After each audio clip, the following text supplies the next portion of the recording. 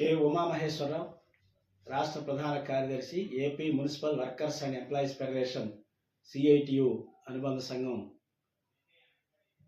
రాష్ట్రంలోని తెలుగుదేశం కూటమి ప్రభుత్వం ఆప్కాస్లో పనిచేస్తున్న వేలాది మంది పొరుగు సేవల కార్మికుల జీవితాల్ని గాల్లో వేలాడదీస్తూ వర్గంలో ఆప్కాస్ వ్యవస్థను రద్దు చేస్తున్నట్లు తీర్మానించింది. దీని పట్ల మేము తీవ్ర అభ్యంతరం వ్యక్తం చేస్తున్నాం. ఆప్కాస్ని రద్దు చేసే పని అయితే పాత ఏజెన్సీలకి, దళారీలకి ఈ పొరుగు సేవల కార్మికులను అప్పగించొద్దు. వీరందరినీ పర్మనెంట్ చేయండి. వీరందరినీ పర్మనెంట్ చేయకుండా పాత ఏజెన్సీలకు అప్పగిస్తామని ప్రచారం జరుగుతుంది, పత్రికల్లో వచ్చింది.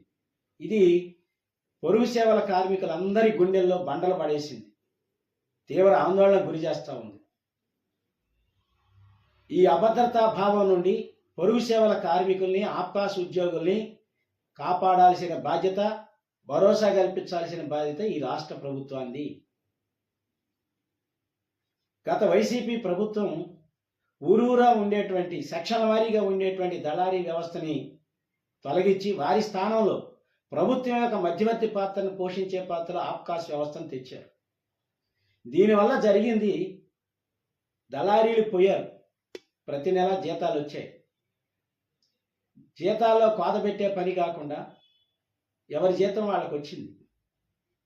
అదే దళారీ వ్యవస్థ ఉంటే జీతాల్లో కోతలు, పిఎఫ్ సక్రమంగా కట్టరు, ఈఎస్ఐ సక్రమంగా చెల్లించరు, సెలవులు ఇవ్వరు, జీతాలు అడిగిన వాళ్ళ మీద కక్ష సాధింపు చర్యలు, ఉద్యోగాలు తొలగించడం, వేధించడం, ఇటువంటి అనేకం జరిగాయి.